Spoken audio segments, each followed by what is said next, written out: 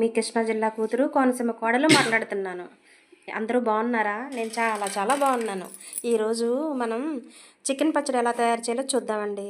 ముందుగా 1 KG chicken తీసుకొని ఒక గిన్నెలో వేసి కొంచెం పసుపు కొంచెం ఉప్పు వేసి బాగా శుభ్రం చేసుకోవాలండి. తర్వాత గ్యాస్ మీద ఒక గిన్నె పెట్టి దానిలో చికెన్ వేసి దాని నీరంతా పోయే వరకు ఉడకపెట్టుకోవాలండి.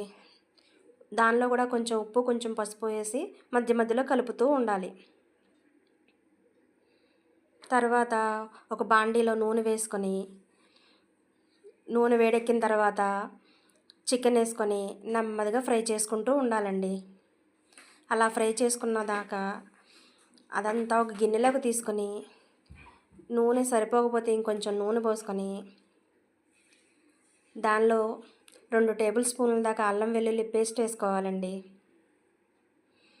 ఆ తర్వాత అల్లం వెల్లుల్లిపాయ పేస్ట్ని జాగ్రత్తగా సన్న మంట మీద వేయించుకుంటూ దోరగా వేయించుకోవాలండి.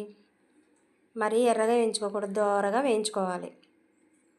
కలుపుతూ వేయించుకుంటూ ఉండాలి. ఆ తర్వాత దానిలో కొంచెం 2 స్పూన్ల ఉప్పు, కొంచెం పసుపు పొడి, 2 స్పూన్ల ధనియాల పొడి, 1 స్పూన్ జీలకర్ర పొడి, 1 స్పూన్ మసాలా పౌడరు అన్నీ ఒకదాని తర్వాత ఒకటి నెమ్మదిగా వేసుకుంటూ కలుపుతూ మంటని సిమ్లో పెట్టుకుని అడ్జస్ట్ చేసుకుంటూ వేయించుకుంటూ ఉండాలండి. నెమ్మదిగా కలుపుకుంటూ ఉండాలి.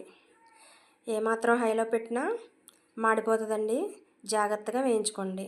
నేను కారం 2 స్పూన్లు ఎందుకు వేసానంటే మేము గుంటూరు వాళ్ళమండి, మా కారం చాలా ఘాటుగా ఉంటుంది. దానికోసమే 2 స్పూన్లే వేసాను. మీకు ఈ వీడియోలో కారం కొంచెం లైట్ కలర్లో కనిపిస్తుందండి, కానీ చాలా ఎర్రగా ఉంటుందండి. కారం కూడా ఎక్కువ ఉంటుంది. మీ కారాన్ని బట్టి మీరు అడ్జస్ట్ చేసుకుని వేసుకోండి. తర్వాత ఇందులో వేయించుకున్న చికెన్ వేసి బాగా కలిపి దీన్ని చల్లార్చుకోవాలండి. చల్లార్చుకున్న తర్వాత 2 నిమ్మకాయలు తీసుకొని కట్ చేసుకొని నిమ్మరసాన్ని కూడా చల్లారిన ఈ పికిల్లో వేసి బాగా కలపాలి. అంతేనండి, చికెన్ పచ్చడి రెడీ. దీన్ని ఇప్పుడు మనం అన్నంలో కలుపుకొని ఎలా ఉందో టేస్ట్ చేసి చెప్తాను. మీరు కూడా చేసుకుని నాలాగా టేస్ట్ చేసి ఎలా ఉందో నాకు కామెంట్ పెట్టండి. మీకు ఇంకేమైనా వీడియోలు కావాలంటే చెప్పండి. నాకు వచ్చినంత వరకు నేను చేస్తూనే ఉంటాను. సరేనండి, ఇదేనండి ఇవాళ వీడియో. ఎలా ఉందండి?